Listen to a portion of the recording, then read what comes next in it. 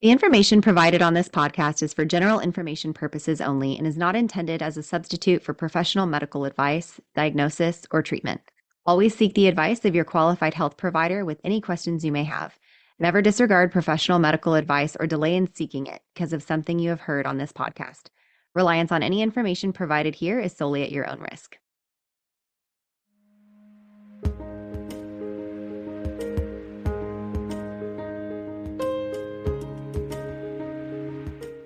Welcome. This is Birth, baby.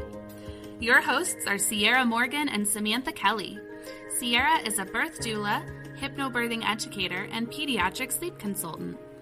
Samantha is a birth doula, childbirth educator, and lactation counselor. Join us as we guide you through your options for your pregnancy, birth, and postpartum journey.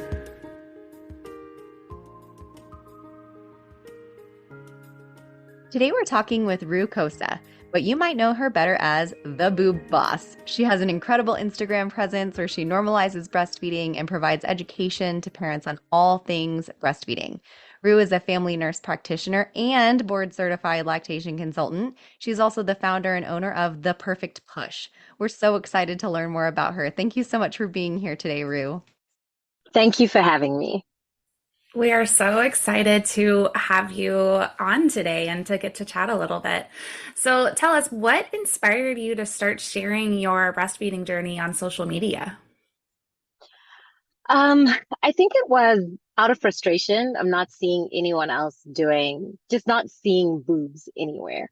And then the looks that you get when you do see boobs. And I would say my whole, boobing out loud is what I like to call it, journey started in my own house. Because after we had our first son, I would be breastfeeding and like if my husband's friends came over, like he would be the one running to get a blanket to cover us all and, trying to create this teepee. And I'm like, what are you doing? And it took time just even for him to get used to it. And I remember saying to him, we both grew up in Zimbabwe. And so I'm like, listen, you saw boobs all day. You just didn't even see them like that. You just saw a baby eating and you went on, moseyed on your way. And now that we're here and everybody, when you see boobs, it's usually because there's a car being sold or there's a burger being sold or there's a beer, right? And seeing it feeding in its natural state, it's really feeding a human being and growing a human, something that is so absolutely marvelous and miraculous. We all turn our noses and go, oh my God, how dare. And so I just decided that I was going to first normalize it in my own household and then everywhere else. And it just kind of caught on fire. And I would see moms say to me, great job, and just see moms feeling a lot more comfortable around me. And I realized that we have nothing to be ashamed of. We have nothing to hide. And if our kids don't see us doing this, not only are they going to struggle to breastfeed, but they're also just going to go ahead and replicate what we are doing now, where we all cower and run away or, make snide comments, rude comments whenever our mom is doing one of the most natural acts out there. Yeah. Boobing out loud, I love so much. That I've never heard that before, and that's perfect. We're really big believers that everyone should feed their baby however they want, wherever they want, whenever they want, without feeling embarrassed or judged. And, I didn't even really expect, or you kind of pointed out in my own brain real quick and helped me remember I felt that way with my daughter. And my ex-husband actually told me while I was pregnant with our daughter that I was only allowed to nurse until she was 6 months old because after that it's weird. And when he ended up deploying when she was 5 months, so we went to 13 months. He wasn't home, so he couldn't have an opinion. And I remember very explicitly being in an Applebee's with my daughter and my ex-husband when my daughter was like maybe 2 weeks old. And I was nursing her at the table, and he told me, that's gross. You need to go somewhere else and do that. And I went into an Applebee's bathroom and I sat on a toilet with my jeans on and I breastfed my baby in shame in an Applebee. I, I hate that I let myself feel that way. Like let somebody else make me feel that way. And so I love the content you put out. I love that you're boobing out loud. And, of course, if someone has anxiety or discomfort feeding in public because they're more of a private person, then sure, of course, then they can totally do that. But what advice do you have for people preparing for these scenarios as they're wanting to boob out loud, but they're a little nervous about it? First of all, I have to say, don't be too hard on yourself. You did what you could at the time with the information you had and the support system that you had. And so it's always easy for us to go back and go, you know what? I can't believe I allowed this to happen to me, but you didn't have the support. Had you brought that boob out, or, if you imagine the person you're sitting next to is feeling this way, literally the rest of, Applebee's was probably going to pounce on you. And so, survival instinct, you did what is best. And it just breaks my heart that even today, there's still moms who feel like they need to go to a bathroom, that they need to sit in a dirty toilet stall to feed their baby, because everybody else is not going to approve. And I think it's just, I truthfully, excuse my French, I just don't give a damn anymore.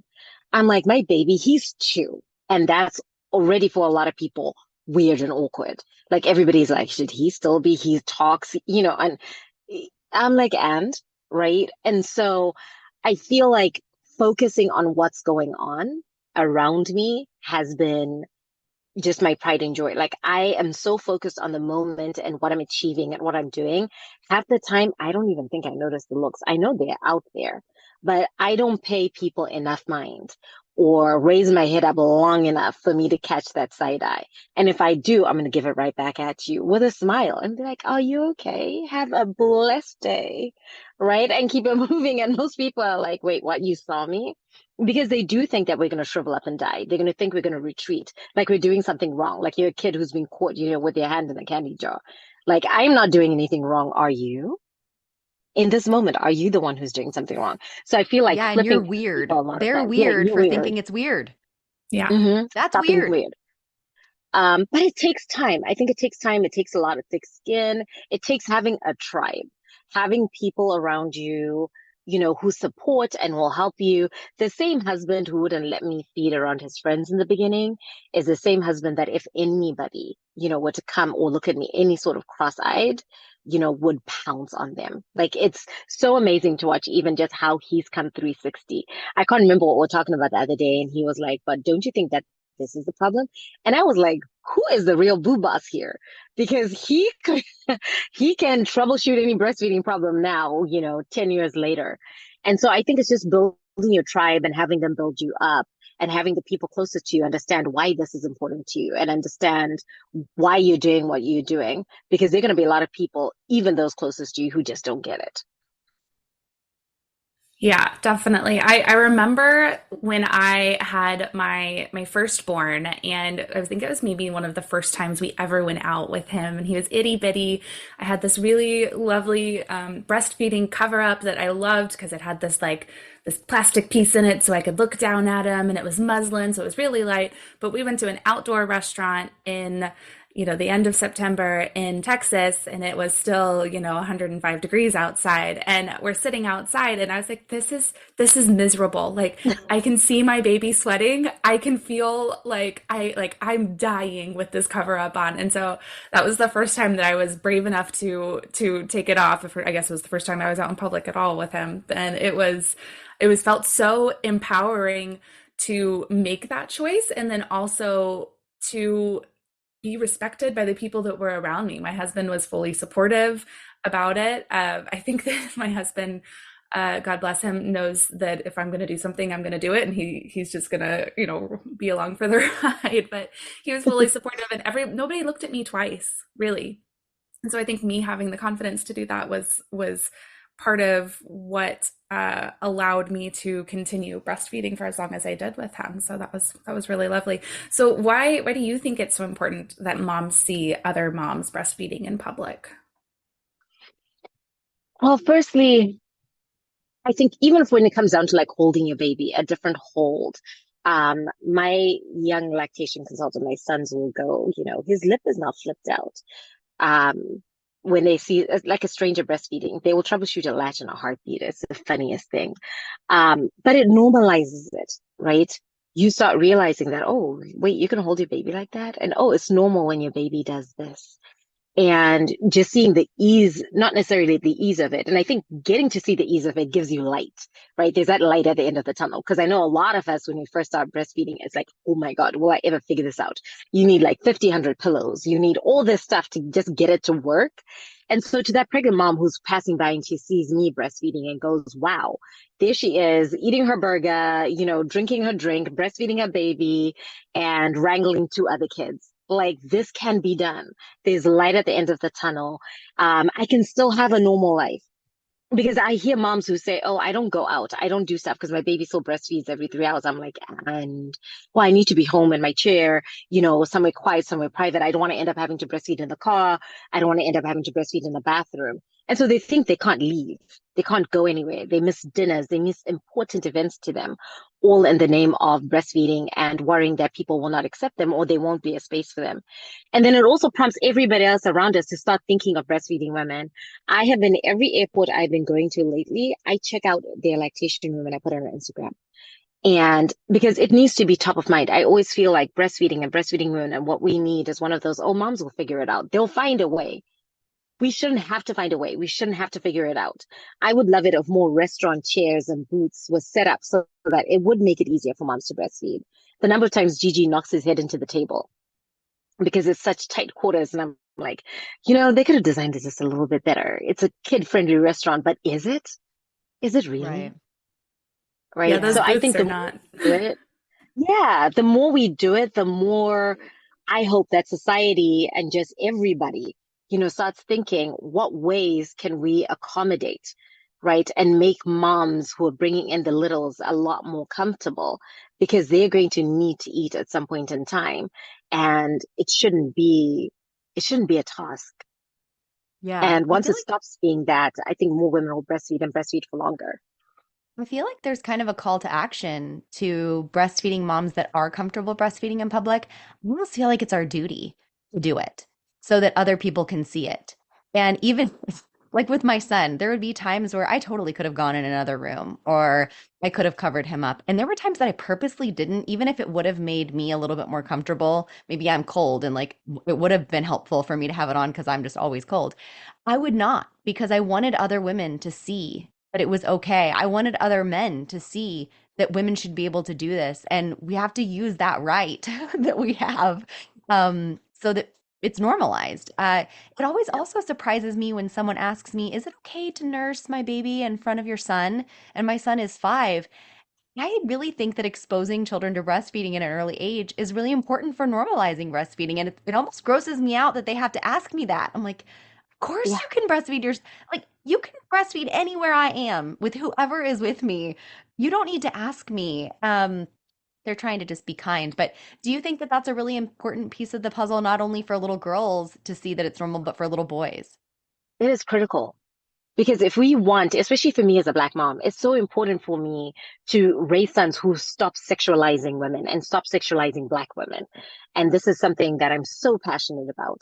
And so, yes, I want them to see a boob and not even think twice, not battle ash, not, stop in their tracks, not feel like, oh my God, what's going on? Whether you're 5, whether you're 50, whether you're a priest, whether you're somebody's husband, I don't care, you're a monk, I don't care who you are. I think the more we breastfeed, and which is why I'm like all about boobing all over the place. I don't care if I'm in church. I'm gonna pull my boob out. Like it's like, oh my God, all of a sudden I'm in church and people are praying my boob doesn't belong. Does the baby need to eat? Right? If the baby's hungry, if the Yes. baby needs to eat, we're gonna pull a boob out. And it's Yeah. so important, especially I think, yes, for our little girls. I love it when I see a little girl and she's holding a little doll and she's pretending to breastfeed. I'm like, oh, you've seen that somewhere.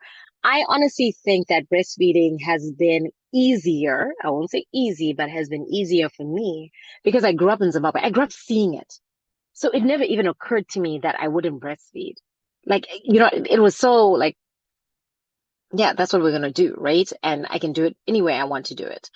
The convenience of it was not lost to me because I saw it as a kid all the time. And so I want my sons, I want, everybody else's son to just stop getting weird about it. And as my children are getting older, I won't lie, even I'm starting to feel weird about it. because I know my son is going to have friends. And are they going to go and see the boob boss? And are they going to make a big thing about it? And so now we're starting to have those conversations with my sons and trying to teach them, like how do they come back from that? Because I never want my sons to be the butt of anybody's joke because of something that I've done. But they're so proud of my body of work. And I'm just trying to instill that in them. And I'm pretty sure they can shut anybody down who'd even try to shame me, shame them through shaming me. You said the thing about church, and I just have to touch on it real quick because you're like, I'm going to pull out my boob in church too. I recently, in a local mom group, saw a woman talking about how they were going to baptize their child at their church, and it was their child's baptism day, and that they were, babies cry, and the baby was hungry while up there waiting for their baby to be baptized. It was like a number of babies together were going to be doing it, and it wasn't their turn yet, and she went to nurse her baby up in the line, and someone got up there and told her that she needed to go out while she did that. I think it was an older woman in the church, went and pulled her out so that she wouldn't be breastfeeding in front of the entire congregation. And I was like, she goes, what would you guys have done? I was like, I would be finding a new church and I would be telling them there is something wrong with them. They think that this is gross or weird. Like biblical times, are we kidding me? Like, do you think that women were not breastfeeding their babies? There was no formula, friends.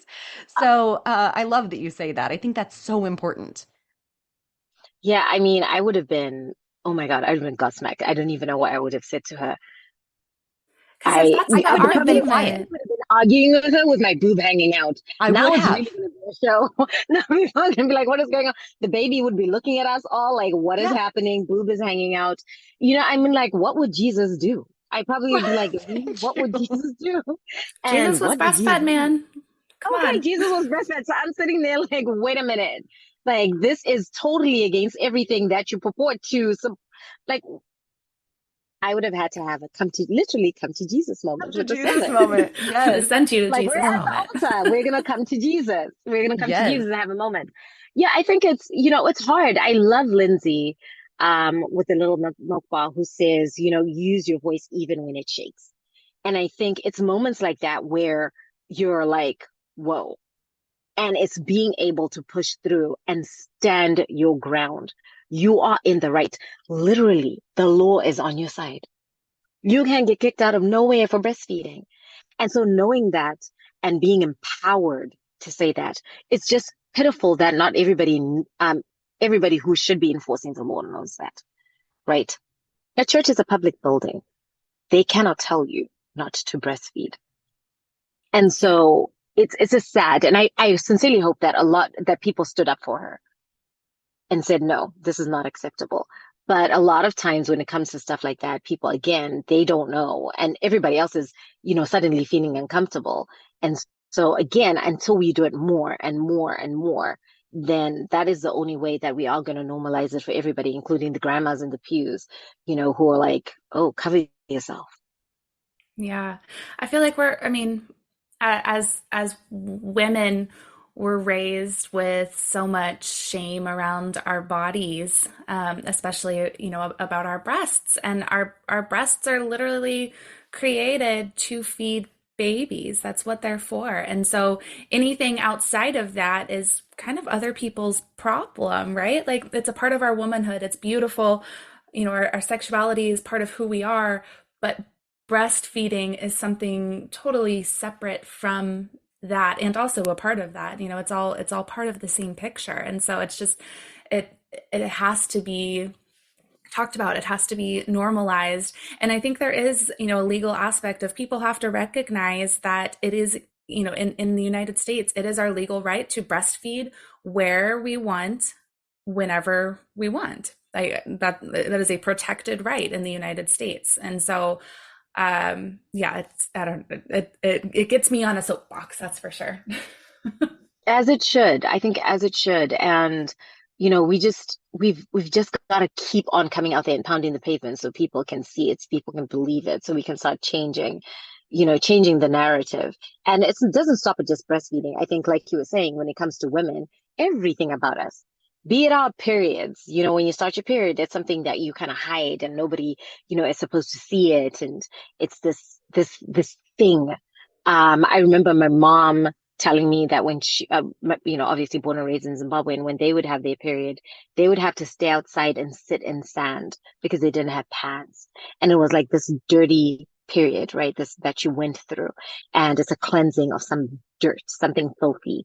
And I'm like, so everything that has been associated with us, especially how our bodies function and how miraculous they are, is either put away in a closet to be hidden or it's considered uncouth, not dinner conversation. And so Right. I just love having dinner conversations about just about anything. Hmm. Bumps, babies, and boobs. I'm like, let's talk about it. Yep. Love it. You can come have dinner with us anytime. That's pretty much all we ever talk about. Wait, I just have to say, sometimes we'll have get-togethers with other people, and Samantha and I will both be going, and she'll be like, Sierra, what are we going to talk about that's not birth related? We have to think of some topics. Like, we really have to think We have tank to plan ahead beforehand for so we what we're don't going to just talk talk about. about Yeah. birth all day. It's so It's true. It's hard. so It's true. hard when you're passionate about something. Like I always tell people, I'm like, I live, drink, eat everything that I do. It just gives me so much joy. It fills my heart just to be able to help moms. And it's one of the easiest things I've ever done. It does never feels like work. Yeah, absolutely, absolutely. It's a passion project for sure. So, Hmm. for people who have partners who may not be quite as comfortable with them nursing in public, what advice do you have for them in those I situations? think I always say breastfeeding begins way before baby. These conversations need to start happening while you're still pregnant. Like start talking to your partner, but what do you envision? How do you think this is all going to play out? And what role do you want them to play in the whole, breastfeeding diet? It's a family affair. Breastfeeding truly is a family affair, especially if it's going to be successful. And so I love having partners in my classes. I'm like, bring them in before you have the baby so they can truly understand why breastfeeding is important and why breast milk is the most perfect food. And I feel once people start understanding the why behind it and the what breastfeeding is and what breast milk can do for their baby, it's so much easier to turn them around. And then it's like, oh, okay, so do I want to give my baby formula just for convenience? And not even convenience for you, everybody else. Because a lot of times it's because we are worried about what other people are going to say, what other people are going to think, how other people are going to feel, how other people are going to perceive you. It has absolutely nothing to do with you. And I think once you really truly get a good grasp of why breastfeeding is important, right? Most people are like, listen, we're going to do it anywhere and everywhere. I end up having partners who are like, oh, you're never stopping breastfeeding. How long can this go? Right? Because it's so good for our baby. I want us to continue. So I think it's important to just bring them onto the side and just open their eyes to what breastfeeding is, because a lot of times they just have no real idea. Yeah, the education has been lacking so much. And, Hmm. there are people out there that want to be a supportive partner or friend or family member, but they don't really know how. So, what's like a piece of advice that you would give someone that wants to be supportive of someone else that's breastfeeding, doesn't really know how? Like a couple of little ideas that they can do to make that person's life a little easier when they're nursing. And I think learn as much as you can ahead of time so you can, support the breastfeeding person as much as possible. And then ask, never be afraid to ask them, what can I get for you? Anticipate. We are always hungry when we're breastfeeding. We are always thirsty. There's always something we forgot to do as soon as we sat down. And so I think it's kind of hovering around and saying, hey, are you still okay? Do you need anything? As opposed to, well, I'm just going to go away. Now that you're breastfeeding, I'm going to go away. I'm going to disappear. In the very early stages, there's just giving space. And a lot of times everybody's very excited about the baby and what moms really need and what birthing people really need during that time is support around them to allow them to pursue breastfeeding. Um, and whether it be making meals, watching other children, keeping the house clean, if it's one of your pet peeves, taking care of pets, the things that can really help them focus and concentrate on breastfeeding, skin to skin. I know everybody gets in like, I want to hold the baby. I want to hold the baby. No, I'm actually holding the baby because I'm trying to make milk. So trying to understand where someone is and supporting them. And then last but not least, not insisting. The other thing I'm really passionate about, and I just had a tiff on on the gram recently, is about, I may choose not to breastfeed. And that's okay. yes, We're ma'am. gonna be okay. And I think is this, I'm the boo boss. I talk about breastfeeding. I'm an IBCLC. I'm also a mom and I'm a medical provider. And at the end of the day, I feel that everybody should feed their baby in the way that is most comfortable for them, in the way that they truly want to be able to do that, whatever form, Absolutely. that is, as long as they've been informed. And we're never going to gloss it over and say, well, formula is like breast milk. There's no comparison. There never will be. But truly, there are instances where formula is the better option. Yeah. And we've got to be able to give grace for that. We've got to be understanding, right? We also need to be understanding when somebody never wants to give their baby formula and just allow them to pursue breastfeeding to the fullest extent and support them through that. Even when we're thinking, "Oh, I'll just give my baby formula. Like, why are you stressing so much?" Because that's what I want. And so I think there's room for us, there's room for everybody at the table, and we all just need to respect each other and continue to give good quality evidence-based information. And I think something that Absolutely. people don't realize is that it takes a lot to be able to breastfeed, and it is almost a privilege to exclusively breastfeed your baby. I mean, not everyone can do that. Not everybody is able to sit down with their baby for 30 minutes at a time or maybe longer at a time. It takes away from a lot of other things. People have to work, people have other children to take care of, people have medical situations that they're dealing with that makes it nearly impossible. So, having that supportive partner that's going to do things like do the dishes or start a load of laundry or whatever, or help them with their pumping too, because that's still breastfeeding. They're still giving their baby breast milk and having to do that while they're at work. So it's not just like for someone to be like, well, it's kind of the lazy way of doing things. No, it's not. It's really difficult to breastfeed and to do all of that all the It's a time. It's labor of love. overwhelming. Hmm. Yeah. Yeah. It I'm is always definitely a labor amazed. of love. I'm always amazed when I see those like totals of, how much time women spend breastfeeding in the first, year of their baby's life. And I'm like, that can't possibly be true. And then I start doing the math. I'm like, oh yeah, that's true. It is literally a full-time job. I mean, in those first few weeks, we're wanting you to feed your baby every, 2 to 3 hours, and you're feeding for anywhere from 20 to maybe an hour 20 at a time, depending on what your baby's doing. And that's a lot of time. Plus, you're figuring out, oh, well, how do I need to sit this time? Or, I have to take out the pads because I'm leaking all the time because my milk is coming in. There's so much that goes into it. And it really is such a labor of love. So having those resources and that support around you, supportive partners, lactation counselors, doulas, family Getting who enough, can just support you getting through enough that. nutrition, Yeah. getting enough nutrition to be able to make milk, you Hmm. know, having access to clean water to be able to drink enough water. Yeah. These are things that people Yeah. don't think about. So many moving parts, so many moving parts. And I just love the fact that you brought up pumping as well, because pumping is breastfeeding. Yeah. And you ask me, pumping is a whole lot harder. Like, oh my God, pumping Seriously. is, ooh. Yeah. My And so sister-in-law all of it, exclusively pumped for a year, and I was like, "You're a superwoman." I don't know how you there I do can't you that. fathom. go. I think it's a lot. And I do hate it when people are like, oh, you got the easy way out. I'm like, did I? I think it's a lot. And just being able to acknowledge just the commitment it takes to exclusively breastfeed and then extended breastfeed, and or breastfeed at all. It is Hmm. definitely not, it's not the easier option. Um, Yeah. or at least the way, people say it. So I think it's important for, women to get their flowers about that, because we work really hard to feed these little people. Then they eat McDonald's afterwards, but That's right. That's Never right. say never. And never say never. yeah, and like on the topic of pumping, this is something that Sierra and I have actually been talking about a lot recently because we've had a number of clients who are looking at having a more complicated delivery, and we know that there's a possibility that they are going to need pumping afterwards, to help with supply or help when their baby's in the NICU or different things like that, or even just those that are knowing that they're having to return to work after 6 weeks. And they're going to have to start pumping. So I know on Instagram, you're currently doing a whole series about nipple sizing and why that matters. Can you share a little bit about that with us? I would love to. For the longest, it's always baffled me. how breast pump companies always sent us two, different type of awards. If you're lucky, you got two different type flanges, and they were like a 24 and a 28. And in clinic, as I saw patients and we started measuring nipples, this is probably about 2 or 3 years ago, and we started measuring nipples.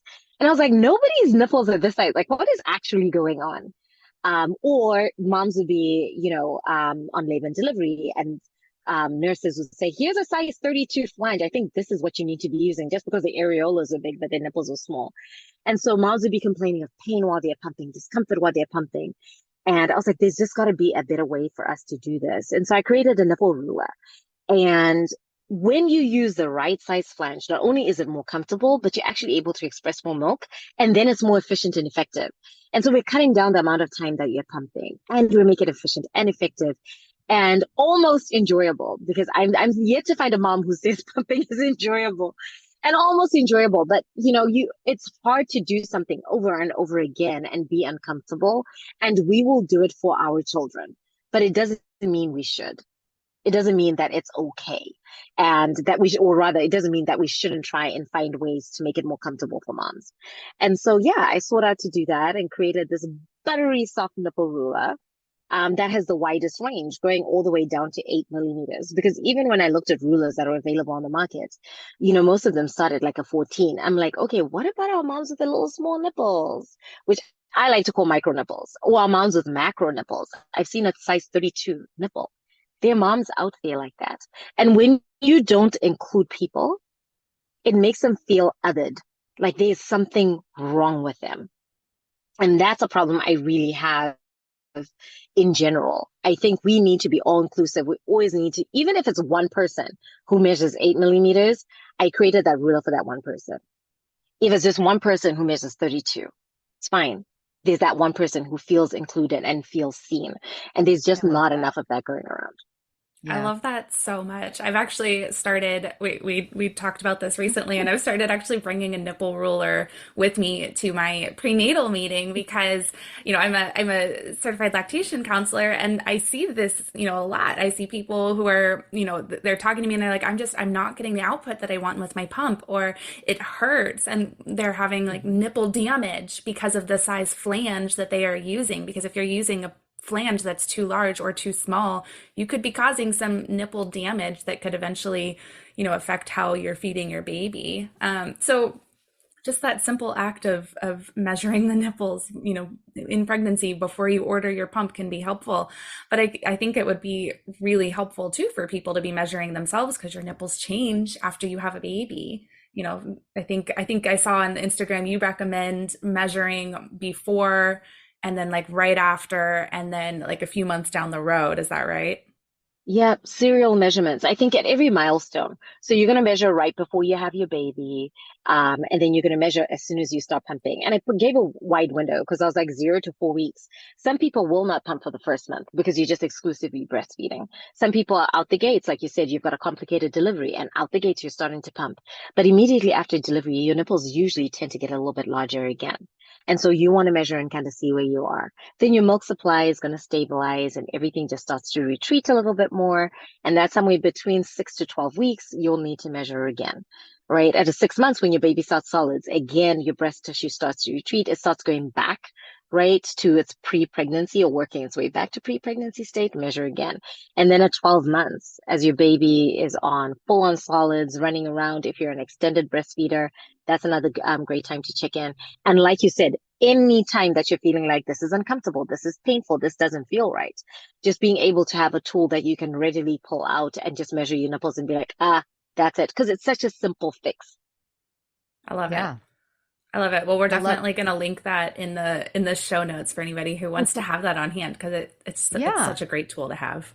You don't have to have a lactation consultant at your house to be able to measure your own nipples. That's right.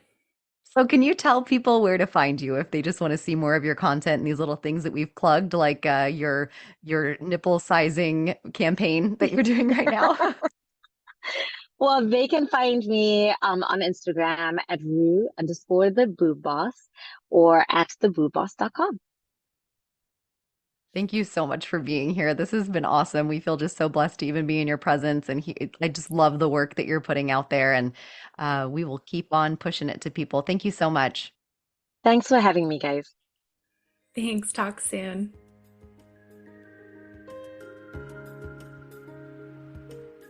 Thank you for joining us on Birth, Baby. Thanks again to Longing for Orpheus for our music. You can look him up on Spotify. Remember to leave a review, share, and follow wherever you get your podcasts. See you next week.